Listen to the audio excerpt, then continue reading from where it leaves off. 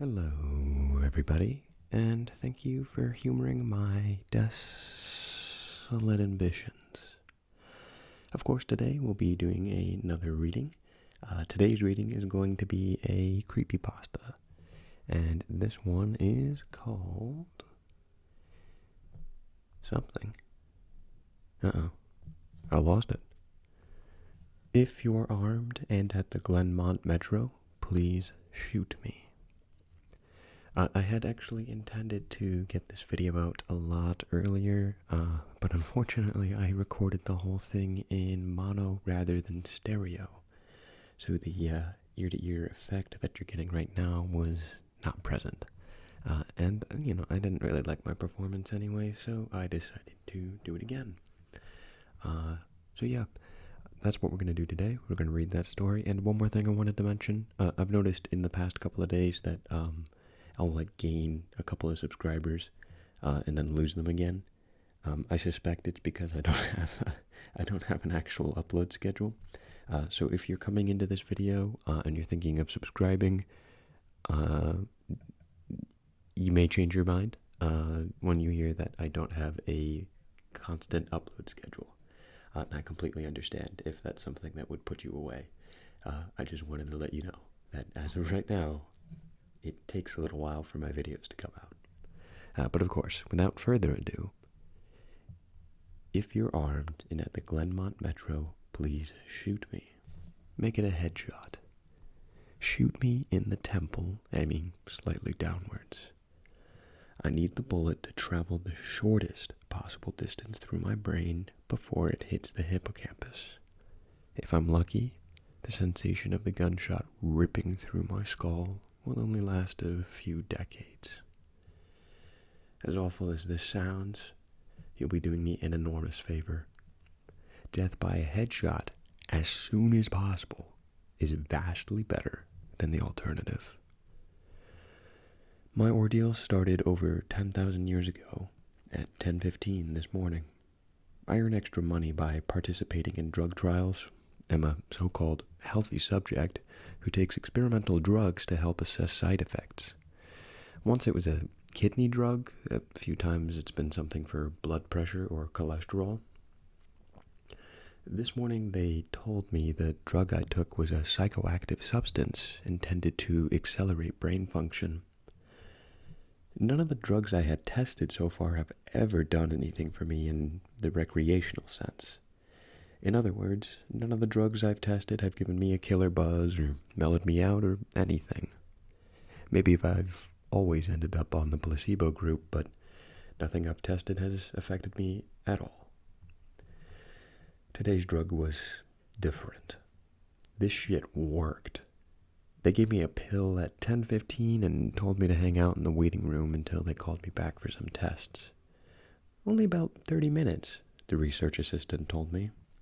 I flopped onto the waiting room couch and read a few articles from a copy of Psychology Today that was sitting on the coffee table. They hadn't called me back when I finished the Psychology Today, so I picked up a U.S. News and read it cover to cover. Then I read an old Scientific American. What was taking them so damn long? I sluggishly turned my head to look at the wall clock. It was only 10:23 a.m. I had read all 3 magazines in 8 minutes. I remember thinking this was going to be a long day. I was right. The waiting room had a little bookshelf with some used hardcovers on it. When I stood up to walk to the bookshelf, it felt like my legs barely worked. It's not that they were weak, they were just slow. It took a full minute just to stand up off the couch and another minute to take 2 steps to the bookcase. I scanned the old books on the shelf and picked out a copy of Moby Dick. My arms had the same problems as my legs. Just reaching 1 foot in front of me to grab the book took a long time. I actually got bored just waiting for my hand to reach the spine of the book. Then I slogged back to the couch and collapsed onto it in a slow-motion fall that reminded me of the low-gravity hops of astronauts on the moon. I opened Moby Dick, slowly, and began reading. I started with Call Me Ishmael and got as far as Ahab throwing his pipe into the sea, which was all the way to frickin' chapter 30, before they even called me back. "How are you feeling?" the research assistant asked me. "I feel slow," I said. "Actually, it's the other way around. Everything seems slow because you're so fast. But my legs, my arms, they're moving in slow motion." "Your body seems like it's moving slowly because your brain is fast. Your brain is running 10 or 20 times faster than normal. You are thinking and perceiving reality at an accelerated pace, but your body is still constrained by the laws of biomechanics. Frankly, you're moving much faster than a normal person." She pantomimed a jogging motion. "But your brain is running so much faster right now that even your fast walk seems very slow to you." I thought about my slow-motion flop onto the waiting room couch. Even if my muscles had slowed down, my body would still react to gravity the same way. But in the waiting room, I even fell in slow motion. Slow muscles couldn't explain why gravity seemed weaker. My brain was going at warp 10. That's how I managed to read 3 magazines and the first 30 chapters of Moby Dick in 15 minutes. They ran a series of tests on me. The physical tests were fun. They made me juggle 3 balls, then 4, then 6. I had no problem keeping all 6 balls in the air because they seemed to be moving so slowly. It was boring, frankly, waiting for each ball to move through its arc so I could catch it with my slow-motion hands and toss it back into the air. They threw Cheerios in the air and I caught them with chopsticks. They dropped a handful of coins and I counted the total value before they even hit the ground. The cognitive tests were less fun, but very illuminating. Finish a 50-word search, 3 seconds. Solve an intricate maze drawn onto a poster-sized paper, 2 seconds. View a slideshow projected at 10 images per second and answer detailed questions about what I saw. 95% correct. They told me I measured over 250 on the Knox scale. Apparently, that's deep into superhuman range of thinking speeds. Then they sent me home. "It'll wear off in a few hours," they said, "which will seem like days to you. Try to use the residual effects to get some work done. Catch up on work emails while you're still in high-speed mode."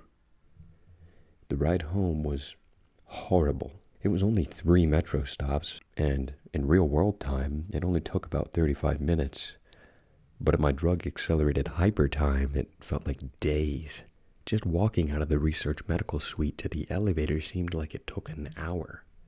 I sprinted out of the office, willing my legs to push me faster, but the laws of biomechanics held me prisoner.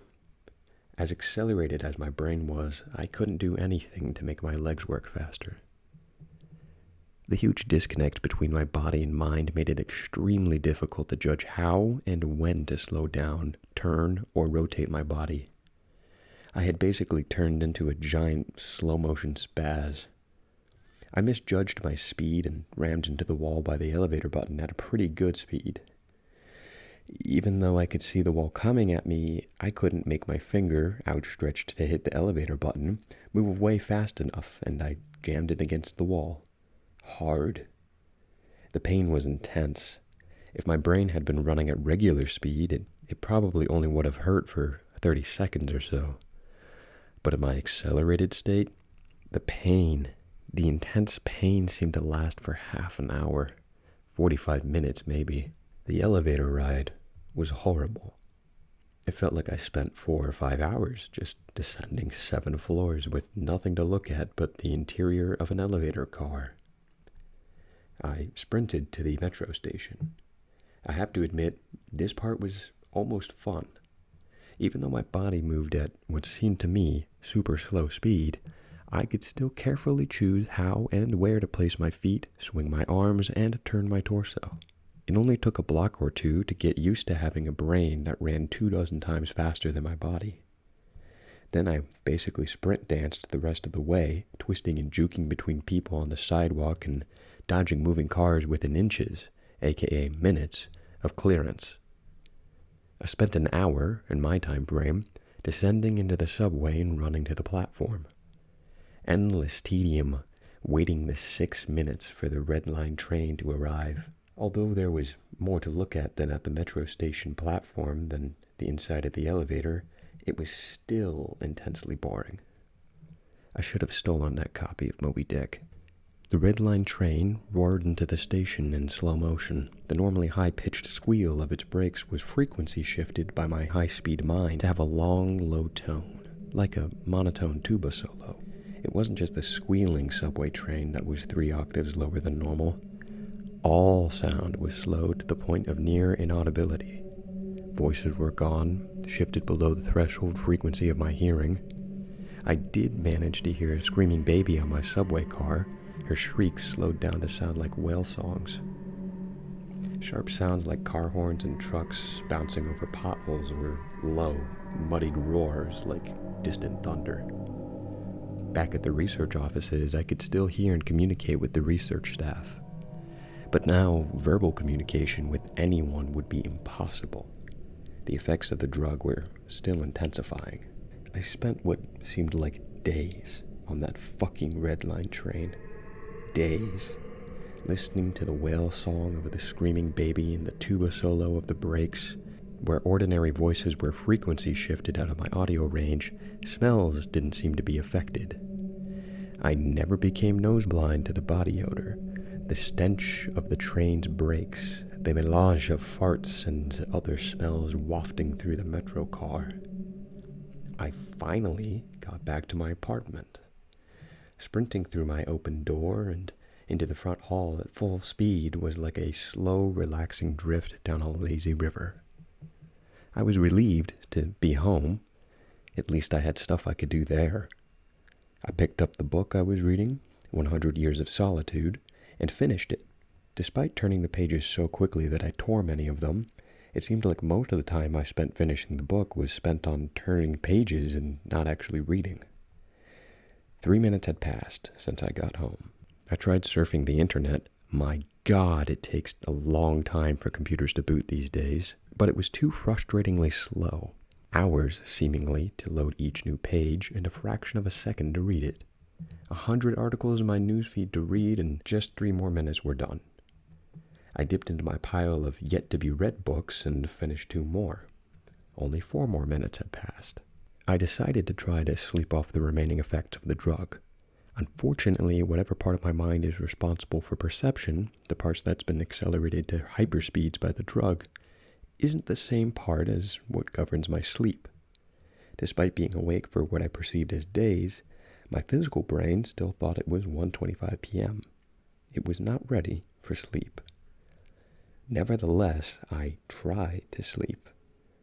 I walked to my bedroom, a slow 45-minute drift through my apartment, and flung myself into bed, lazily falling like a feather onto the mattress.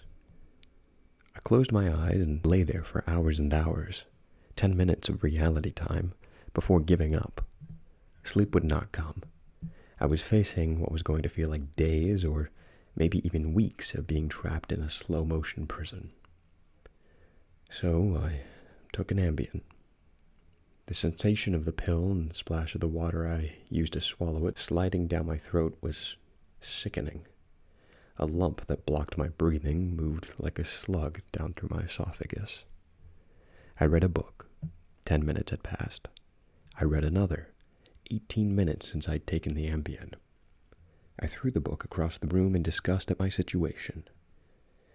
The book slowly pirouetted and spun through the air like a leaf blowing in a breeze. It hit the wall with a long, faint rumble, the only sound I had heard in what seemed like hours, then drifted to the floor like a flip-flop sinking in a swimming pool. The force of gravity hadn't changed since I took the pill. The laws of physics were the same. It was just my perception of time that had gone wackadoo. This meant I could use the speed things seemed to fall as a way of judging the effects of the drug. Based on how long it took the book to drift to the floor, I estimated the effects of the drug were still intensifying. I read a magazine. I turned on the television. I clearly saw each frame of video like I was watching a slideshow. Frustrated, I turned the television off. I read some more, the first 2 books of Churchill's A History of the English-Speaking Peoples, Not exactly a light read. Frankly, I hated it. But given the hours of tedium it would take to get another book off my bookshelf, just sitting on the couch and reading Churchill was better. Or at least less worse. It had now been 35 minutes since I took the Ambien. I lay down on the couch and closed my eyes. Time passed. I inhaled. An hours-long process. Time passed. I exhaled. For more hours. Sleep would not come. I needed a new plan. I decided to go back to the offices where they gave me the drug. Maybe they would have something that could counteract its effects, or at least something that could knock me out until it wore off. I exited my apartment as fast as possible, taking hours in my time frame to do so. I didn't even bother locking the door. It would have taken too long. Down the stairs, it's faster than the elevator if you run, through the lobby, out the front door, and onto the street. These few things felt like a long day at the office. Sprinting down the street, dancing and weaving between pedestrians with what must have looked like to them superhuman dexterity, down the first flight of stairs at the metro, across the landing another hour, and then onto the second flight of stairs. That's when the Ambien hit me. The Ambien, it didn't make me sleepy. Not at all. Instead, it must have had a severe cross-reaction with the experimental drug I took this morning. I was bounding down the second flight of stairs, moving in slow motion, but still making perceptible progress when, wham, everything stopped. The dull roar of the street and metro noise ceased, replaced by the most perfect silence I'd ever experienced. My downward motion seemed to completely freeze. Before the Ambien kicked in, my perception of time was maybe a few hundred times slower than real time. After the Ambien took effect, time moved thousands of times slower. Every second seemed like days to me. Even just moving my eyes to focus on a new point was like an impossibly slow scroll across my visual field. Over the course of the afternoon, I learned how to walk, run, and jump when my mind ran hundreds of times faster than my body. But with another 4 or 5 orders of magnitude of slowdown caused by the Ambien, body control was almost impossible. I fell on the stairs. Even though I was all but frozen in mid-step, controlling my muscles was impossible. I commanded my foot forward for hours, then backward for hours more when it seemed like I would miss the next step. Hours of attempting to adjust the angle of my ankle, then readjusting it when it felt wrong. Despite these efforts, I rolled my ankle on the next step. The pain wasn't at all mitigated by the slowness. Hours of increasing strain on my bent ankle. The nerve signals that send pain into the brain must work differently than the nerves in my ear. Sonic energy was spread out over time, diluted until it was imperceptible. Pain flowed into my brain undiluted by the change in my perception of time. Hours and hours of increasing weight on my turned ankle turned into hours and hours of increasing pain upon increasing pain. I pitched forward, my high-speed mind completely unable to control my low-speed body. I drifted downwards for days, managing to rotate my torso enough to keep my head from impacting the ground first. I eventually landed on my right shoulder. At first, the impact wasn't even noticeable. Then I felt a slight pressure on my shoulder as it came in contact with the ground. The pressure grew, bringing increasing pain for hour upon hour. Finally, my shoulder gave out, popping out of its socket with an endless, sickening tug. I came to a stop days later, crumpled onto the ground, staring at the ceiling. The pain in my shoulder was still screaming with the intensity of a fresh, violent injury. I'd had plenty of time to think during the fall. If every second seemed like days to me, then each minute of real-world time would be like years. Even if the drug cleared out of my system in the next 2 or 3 hours, this nightmare would seem to last centuries. By the time I hit the ground, I had a plan. I would somehow get to the platform and throw myself in front of the train. I twisted onto my hands and knees, days of my dislocated shoulder crying for relief. I misjudged my rotation and rolled onto my back. I tried again, collapsing onto my face as I tried to figure out how to control a body that moved slower than grass grew. Weeks of effort were finally rewarded with success. I stabilized on my hands and knees. If just getting on all fours was this difficult, I figured that walking or running was completely out of the question. So I crawled. I crawled through the metro tunnel. The dumb looks on the faces in the crowd lingered on me for weeks. I crawled under the turnstile and onto the escalator. The escalator spilled the rush hour crowd onto the platform at the same speed a glacier spills ice into the sea. I looked over the crowded platform during my interminable downward ride. The train status sign said the next train wouldn't arrive for 20 minutes. 20 minutes was like years to me. I'd have to spend a year more on the metro platform waiting to die. I crawled off the escalator, enduring days of stupid expressions on the commuters' faces. I crawled a few feet to a concrete bench and curled up next to it, trying to find a position to lessen the pain in my shoulder. Then my problem with time got worse, impossibly worse. The massive slowdown on the stairs was just the beginning of the interaction between the experimental drug and the Ambien. It fully hit me when I was curled up by the bench. I blinked. Years of darkness followed. Sound was already gone, and with my blink, sight was gone as well. All that existed was the pain from my fall. My hyper-accelerated mind wasted no time compensating for the lack of sensory input. Voices spoke to me. They sung to me in languages that never existed. Patterns and faces and colors came and went in my mind's eye. I recalled my whole life, and I imagined living another. I forgot English. I settled into a profound despair. I spoke to God. I became God. I imagined a new universe and brought it to life with my thoughts. And then I did it all, again and again. My eyes opened with geologic slowness, a faint glow, weeks, a slit of light, weeks, a narrow view of the metro platform, ankles of the commuters near me, and an advertisement on the opposite wall. I extracted my phone from my pocket, a project that spanned decades. How can I even explain the boredom? The pain in my shoulder is nothing compared to the boredom. Every thought I can think I have thought 100 times already. The view of the ankles in the advertisements never changes. Never. The boredom is so intense it's tangible, like a solid object of metal and stone wedged into my skull. Inescapable. What are my options? If I fall and crawl onto the tracks without an oncoming train to crush me, I won't die. I'll experience even more pain from the 4-foot fall, but most likely I'll be rescued by some do-gooder on the platform and unable to act when the train finally does arrive. My suffering in that scenario would be endless. So I wait for the train, so I can throw myself under it. When it finally hits me, I'll experience the pain of being ripped to pieces for centuries until finally the light of life leaves my brain and the experience ends.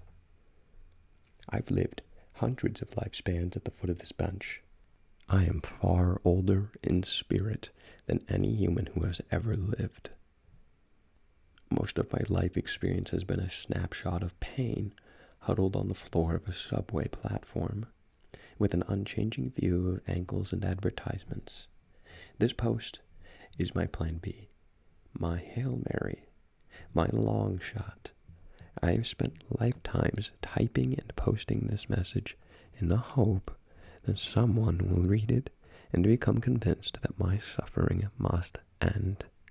Someone on this platform right now, someone who will find the man curled under the bench, the man who crawled down the escalator, and kill him as swiftly as possible. A bullet to the temple. If you're armed and at the Glenmont Metro. Please shoot me. Please shoot me. And that's it. Thank you again for tuning into another video. I've truly appreciated all of the positivity and the comments. And yeah, I mean, the fact that you're here at all. Like I've always said this to people, but if this is as large as my community ever gets, I'm fine with that. I really do enjoy making these videos, and I hope you enjoy listening to them. Of course, I hope to be making more soon, hopefully without as many obstacles in the way.